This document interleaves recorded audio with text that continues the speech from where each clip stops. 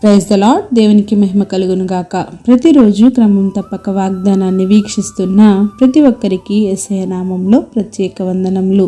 Subscribe చేసుకొని అనేక మందికి షేర్ చేసి దేవుని మాటల ద్వారా బలపరచండి. ఈ దినమునకై ఏర్పాటు చేయబడిన దేవుని వాగ్దానము సమూయేలు రాసిన మొదటి గ్రంథము 8వ అధ్యాయము 3వ వచనము. అతని కుమారులు అతని ప్రవర్తన అనుసరించక ధనాపేక్షులై లంచాలు పుచ్చుకొని న్యాయాన్ని త్రిప్పివేసిరి. And his sons walked not in his ways but turned aside after lure and took bribes and perverted judgment. దేవుని యందు భయభక్తులు కలిగి గొప్పవైన మహత్కార్యములు చేసిన వారు తమ పిల్లల్ని సన్మార్గంలో పెంచడంలో విఫలమయ్యారు.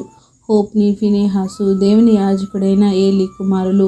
కానీ వారు దుర్మార్గులై యెహోవాను లెక్క చేయలేకపోయిరి.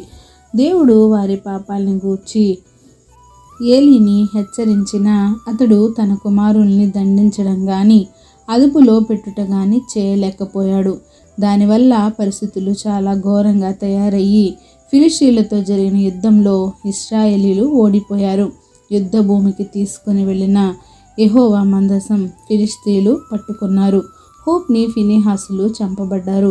కుమారులు చంపబడ్డారు అన్న వార్త విని 98 ఏళ్ల వయసు ఉన్న ఏలీ తాను కూర్చున్న చోటు నుండి క్రింద పడి మెడ విరిగి చనిపోయాడు. ఇదే విషయాలు సమూయేలు చిన్నతనంలోనే దేవుని కోసం ప్రతిష్ఠించబడ్డాడు. ఏలీతో నివసిస్తూ అతని ఆశీస్సులతో దేవుని చేత అభిషిక్తుడై ప్రవక్త అయ్యాడు.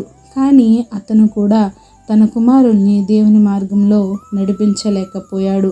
అతని వృద్ధాప్యంలో అతని కుమారులు యోవేలు, అబీయలు న్యాయాధిపతులుగా చేశాడు.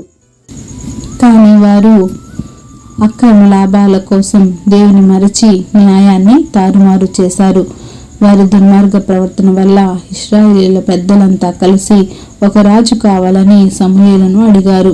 చాలామంది దేవుని బిడ్డలం, ఆయన ప్రజలం, దేవుని కోసం బ్రతుకుతున్నాం, దేవుని సేవ చేస్తున్నాం అని గర్వంగా చెప్పుకునే ముందు మనకు దేవుడిచ్చిన పిల్లల్ని దేవుని మార్గంలో నడిపిస్తున్నామా లేదా అని ఆత్మ పరిశీలన చేసుకోవాలి.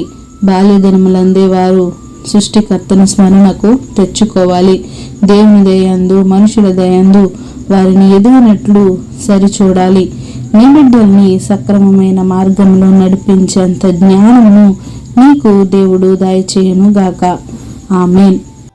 చిన్ని ప్రార్థన. సకల ఆశీర్వాదాలకు కారణభూతుడైన మా ప్రియ పరలోకపు తండ్రి, మీరు ఇచ్చిన వాగ్దానం నీకే వందనాలు దేవా. ఎవరైతే ఈ వాగ్దానాన్ని విన్నారో, విన్న వాక్యాన్ని నిన్ను విడిచిపెట్టేవారుగా కాకుండా వారి హృదయలో భద్రపరుచుకొని వాక్యానుసారంగా జీవితాన్ని ప్రతి ఒక్కరికి దయచేయండి దేవా. నేను అవును ప్రభా, నేను మా బిడ్డల్ని సక్రమమైన మార్గంలో పెంచుకునేంత సమయోచిత జ్ఞానమును మాకు దయచేయండి. తల్లిదండ్రులుగా ఉన్న ప్రతి ఒక్కరికి మంచి జ్ఞానమును దయచేయండి. ప్రార్థన అవసరం కోరిన ప్రతి ఒక్క బిడ్డని సమయంలో జ్ఞాపకం చేసుకోండి. వారి అవసరతలను, అక్కరతలను తీర్చండి. సమయానుకూలంగా వారికి నిండైన ఆశీర్వాదాలు అనుగ్రహించి సమస్త ఘనత, మహిమ, ప్రభావములు మీరే ఆరోపించుకుంటారని యేసుక్రీస్తు పరిశుద్ధ నామమున ప్రార్థించి అడిగి వేడుకొనుచున్నాను మా తండ్రి. Amen. God bless you all.